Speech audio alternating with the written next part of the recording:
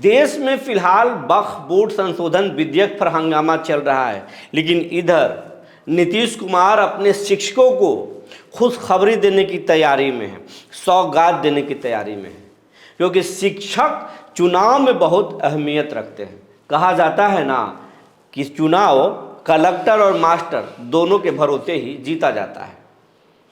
तो कहा जा रहा है कि जो मुस्लिम प्रेम नीतीश कुमार का है वो वक्फ बोर्ड से थोड़ा उसमें दिक्कतें आ सकती है, और मास्टर साहब को थोड़ा खुश कर लिया जाए तो दिक्कत नहीं होगा। हालांकि पहले से मास्टर साहब खुश हैं और बड़ी तैयारी है। जिन शिक्षकों का ट्रांसफ़र नहीं हुआ उन शिक्षकों को ट्रांसफ़र भी होगा, ट्रांसफ़र के नए मौके भी दिए जाएंगे और बहुत कुछ होने वाला है। क्या कुछ होने वाला है आज इस पर चर्चा करेंगे। जी नमस्कार, मैं हूं विपुल कुमार और आप देख रहे हैं सूर्य विहार डिजिटल न्यूज़। अब हम बिहार के तमाम कोटि के शिक्षक साथियों से अपील करना चाहते हैं, आपका हमें खूब प्यार मिल रहा है।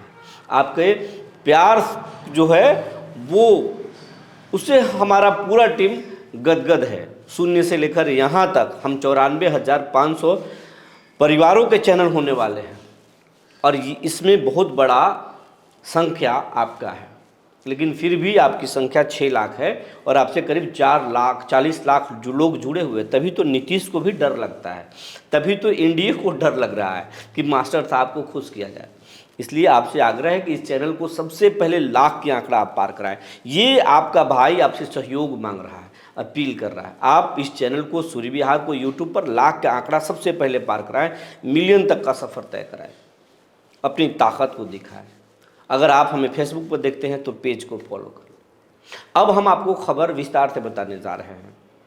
टीआरई 3 में जो भी शिक्षक अब बौद्धिक नियुक्ति पत्र नहीं लिए हैं वो ले लेंगे, उनको बांटा जाएगा। कल से उसका पत्र बहुत जल्द निकाला जाएगा। दूसरा, जो हेड टीचर हैं उनकी जिला आवंटन आज रात तक जारी हो जाएगा। अगर आज रात तक पत्र नहीं निकला तो कल जारी हो जाएगा। उनको जिला आवंटन किया जाएगा हेड टीचर को, और उसके बाद उनसे ब्लॉक के ऑप्शन मांगे जाएंगे। अब कितने ब्लॉक के ऑप्शन मांगे जाएंगे, कहा तो जा रहा है कि 10, लेकिन 10 नहीं, कुछ ब्लॉक के ऑप्शन मांगे जाएंगे और कुछ ब्लॉक के ऑप्शन में वो डालेंगे, उसके बाद में उनको दिया जाएगा। लेकिन ये काम मुख्यालय से होगा। ब्लॉक का आवंटन और वो जिला का स्कूल का आवंटन मुख्यालय से होगा या जिला से होगा, इस पर अभी संशय है। लेकिन बताया जा रहा है कि जिला से ही स्कूलों का आवंटन, तो चाहे वो हेड टीचर हों या फिर जिले के टीचर हों, विशिष्ट हों, बीपीएससी वाले हों, सबको जिला से मिलेगा। अब तक के संकेत यही कह रहे हैं।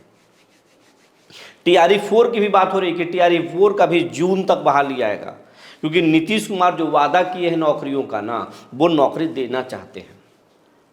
लेकिन अब आप कह रहे होंगे कि आप तो शिक्षकों की सौगात देने की बात कर रहे हैं, तो वो उस बात पे आइए ना, क्यों उलझा रहे हैं। कई साथी कहते हैं कि आप उलझाते बहुत हैं। नहीं, उलझा नहीं रहे हैं, पहले आपको ये बात बता रहे हैं। हम आपको बताने जा रहे हैं कि कौन सी सौगात शिक्षकों, नियोजित शिक्षकों का जो सबसे बड़ा मुद्दा है वो मुद्दा है प्रोन्नति का लाभ। और अंदर खाने से बात निकल कर आ रही है कि नियोजित शिक्षकों को प्रोन्नति का लाभ, ये तमाम जो बीपीएससी और विशिष्ट शिक्षक हैं उनका जब जिला का जो स्कूलों का जब आवंटन दे दिया जाएगा, स्कूलों में जब उन्हें भेज दिया जाएगा, उसके बाद उनको प्रोन्नति का लाभ दिया जाएगा। अभी नहीं। सब सारे शिक्षकों का जब ट्रांसफ़र पोस्टिंग हो जाएगा उसके बाद नियोजित शिक्षकों को प्रोन्नति का लाभ दे दिया जाएगा, उनकी समस्याओं का भी हल किया जाएगा।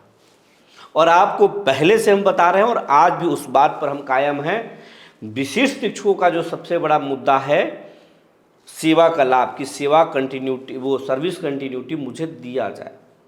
तो पे प्रोटेक्शन तो सरकार दे चुकी है कि आपको जितना मिलता था उससे कम आपको मिलेगा नहीं। तो पे प्रोटेक्शन तो सरकार दे करके और अपना मंशा जता दिया था कि हम आपके साथ खड़े हैं।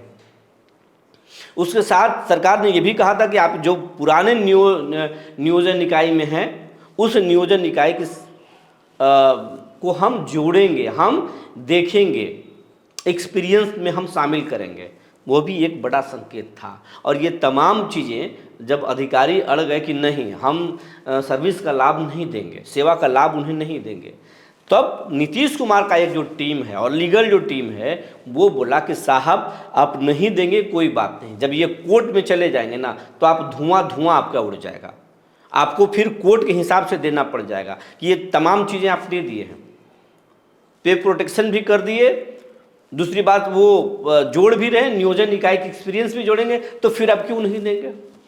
ये कहाँ नौकरी कर रहे थे।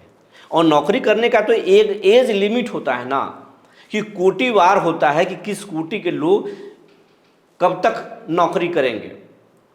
तो जनरल कैटेगरी के लोगों को आप 55 साल में नई नौकरी कैसे दे देंगे साहब, या किसी भी कोटि को व्यक्ति को आप 50 साल में नौकरी कहाँ से दे देंगे, क्योंकि देश के संविधान में तो ऐसा कोई नियम ही नहीं है। और आप कह रहे हैं कि हम जब नहीं देंगे सर्विस का लाभ, तो ये 50 साल में नौकरी, आप नया नौकरी कहाँ से बांटेंगे और किस संविधान के तहत आप बांटेंगे।